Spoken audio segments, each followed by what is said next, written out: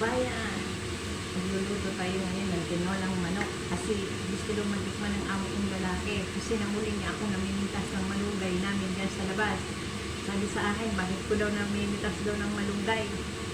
Hindi ko daw siya binibigyan, tapos hindi ko naman daw yung tanim, bakit ko pinipitas? Niluluto lang niya ako ngayon, sabi niya sa akin, patikinin ko daw siya ng tinolang manok. Magluluto tayo at sabaw lang ibibigay ko sa kanya, walang malunggay at saka walang manok. At tinanong niya sa akin, bakit walang malunggay, walang manok, sabihin ko wala kang binigay sa akin. Joke lang. Subukan natin magluto at patikimin natin yung amo kong lalaki kung magugustuhan niya. Kung hindi niya magugustuhan, wala namang problema. Basta tayo magluluto. Pagkain namin dalawa ng kasama ko. Okay.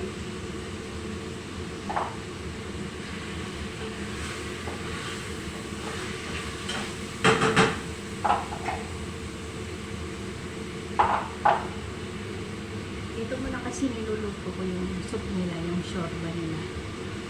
Mamaya may ako magluluto ng tinulang manok pag naisalam ko na ito ng maayos kasi nagbabad ako ng pang-barbecue. Tawag ito sa kanila ng pang-barbecue is tawo. O diba? Kakaiba? Is tawo.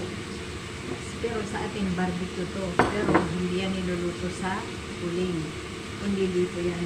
Ilalagay ko lang sa parang kawad na ihawan. Hindi ko nang alam kung masarap ba o hindi. Malalaman na lang mamaya pag labanan na doon sa taas ng kainan yan. Hindi ko malalaman kung may tira o wala. Pag walang tira, ibig sabihin na gusto nila. Pero pag may tira, ibig sabihin hindi masarap. Ganun lang yun.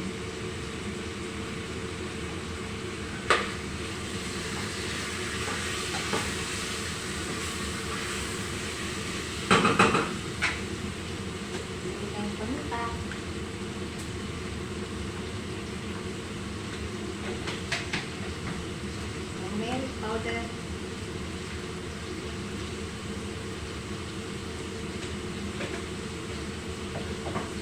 Coriander powder.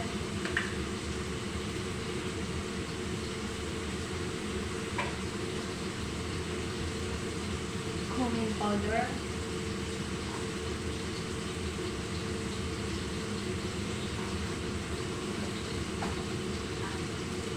Chili flakes.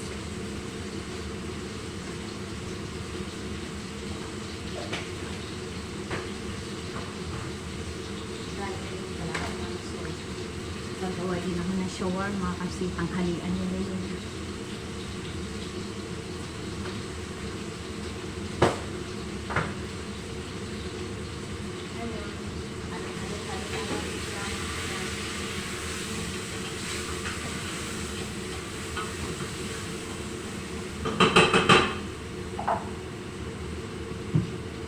Ito, nag-blender ako ng kamatis, carrots, at saka sili na green.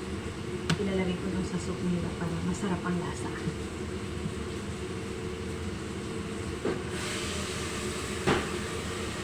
Ano kasi lagi itong ginagawa ng Ramadan. Halos nagugustuhan naman din nila yung lasa na gulay ba, pinaghahalo-halo ko yung blender tapos isama sa soup nila. Tapos maanghang na maanghang. Nagreklamo sa akin na ang lalaki, bakit ang anghang yung luto mo? Paano siya?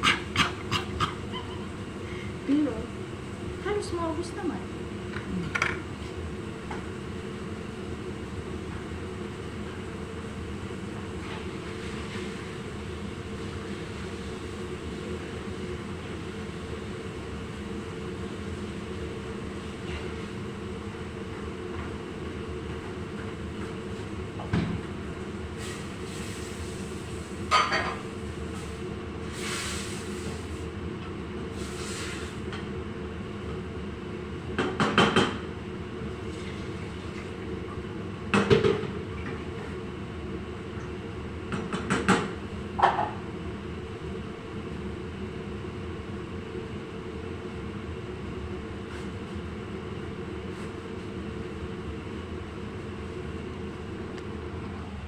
Kuha tayo ng tubig.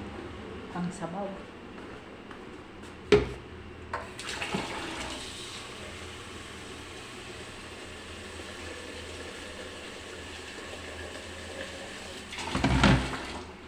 Itong vlog ko na ito mabulot eh. Hindi ko alam kung bakit.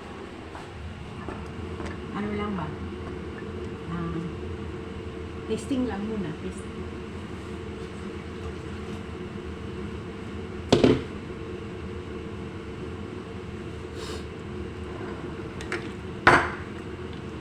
Ito yung niluluto kong barbecue. Mayroon tong yogurt. May paprika, paminta, asin, at saka kamatis.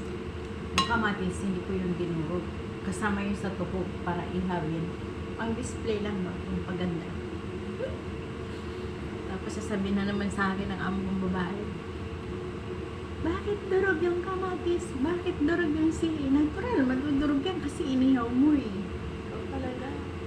Mindset ba? Mindset. Minsan di ko na yung pinapatulan, nahayaan ko na lang kasi magalit sila sa akin kung bakit gano'n niluto ko. Basta importante, pagkatapos na ng buwan, bibigyan nila ako ng sahod. Hindi siyempre, kung sagutin mo sila at sagutin, hindi ka naman mananalo doon. Hayaan mo sila magputak ng magputak. Basta importante, masarap ang kain nila.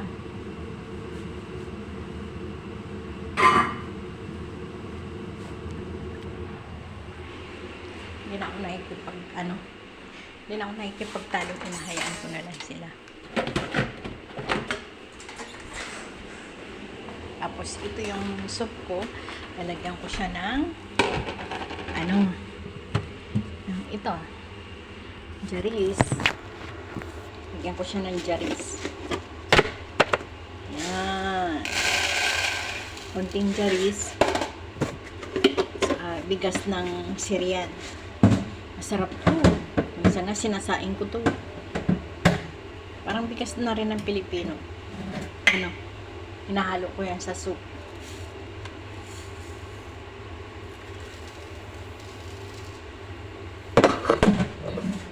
Kahapon, nagluto ako ng tanghalian namin. Nag-oven ako ng manok. Tapos, siyempre, kaming mga katulong, umaasa sa tira, yun ang kakainin namin. Tang na loob, may natirang kalahati. Buti na lang kami, hindi namin kinain ang kasama ko, kasi wala kaming ulam. Pinagabihan, hinanap ng amo kong lalaki. Sabi ko sa kasama ko, kung kinain pala natin yung manok, patay tayo, ano ba sasabihin ng amo nating lalaki? Sabi na naman, lahat na lang kinakain nyo, inuubos yan, kaya nagtitira. Sabi naman, titiis na lang kami sa itlog noodles.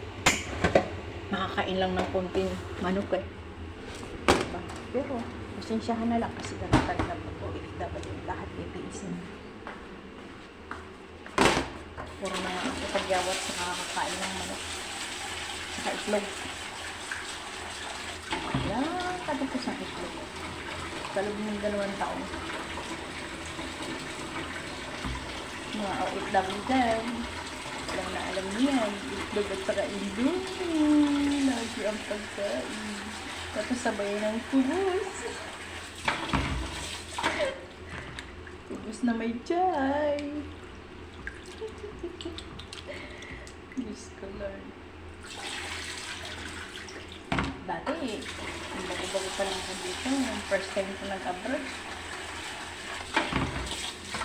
Nakita ko yung pagkain. Bigas at saka yung ulam magkasama sa kanin. Sabi ko, ano ba yung pagkain na yun? Parang pagkain ng baboy. Pero nung natikman ko siya, napakasarap pala. Pag nasa Pilipinas ka na, hanap-hanap mo yung pagkain ng Arab food. Pag nandito ka naman sa abroad, hanap-hanap mo yung Filipino food. Ang naloob sa kabalulugan food. Ganun yun. Pag nasa abroad ka, gusto mo nang umuwi. Pag nasa Pilipinas ka, gusto mo naman ulit mag-abroad. Parang iwan lang tayo mga OFW eh. Sinurilig dyan ang mga OFW po.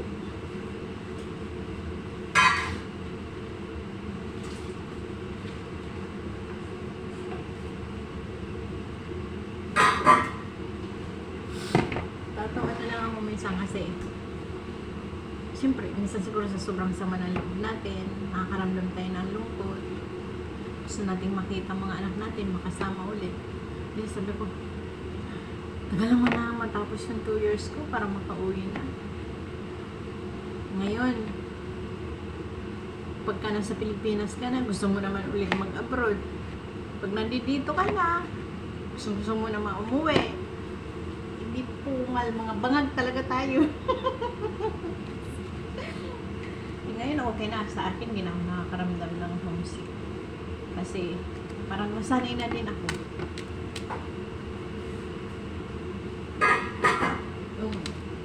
Nalulungkot lang ako kasi yung katapusan, walang natitira sa sauce ko. Resibo na lang naiiwan sa akin. Wala ang natitira sa sahod ko, wala pa akong ipon. Mag 1 year na ako next year dito. Sana mag-open na ulit yung Kuwait para makabalik tayo doon. Kasi mas okay yata sa Kuwait kasi mura ang mga bilihin doon kaysa dito sa Saudi, ang mahal. Hindi ka makakapagbagabagahe dito, hindi ka makakabili-bili ng para sa mga bahay niyo, yung mga gamit. Kasi sobrang mahal ang bilihin. Hindi ko nga alam kung bakit sobrang mahal. Dati nung unang punta ko dito kamura ng mga bilihin. Sa 100 riyal, marami ka nang mabibili. Ngayon yung 100 riyal, parang nasa mga 5 item na lang mabibili mo. Kaya sabi ko, ang presyo ng Saudi sumasabay sa presyo ng mga bilihin sa Pilipinas. Dapat kami mga OFW, hindi na maging $400 ang sahod namin monthly, $500 na. Kasi sa tinding mahal ng mga bilihin, mapa dito sa abroad, umapa sa atin sa Pilipinas, magkano ng kilo ng bigas ngayon. Kaya kailangan gawin na $500 pag mga domestic helper ang sahod. Para madagdagan naman. Pangulong Marcos naman, baka naman, yung $400 na yan, matagal na yan. Starting pa nung nag-abroad ako, hanggang ngayon wala nang additional. 400 pa din. Sana naman gawin naman $500 para medyo okay naman. Sige na, babay na. At ako'y magkaayos na ng mga plato. Mamaya magsisip na ako ng lamesa kasi kailangan 4:30 nandoon na lahat ng pagkain. Kasi tumatawag lang yan dito sila sa intercom na iakyat yung pagkain nila kasi kakainan ng tanghalian. Kaya kailangan maayos ko na para makapagpahinga naman ako bago ko matapos yung mga niluluto ko. Kasi pagkatapos ko magluto, marami akong hugasan, tambak-tambak ng hugasan. Ganyan talaga.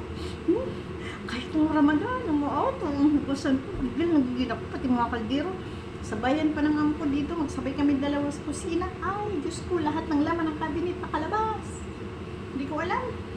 Ba't ganun sila? Gusto ko mag-wilga. Sige na, bye-bye na. Thank you for watching.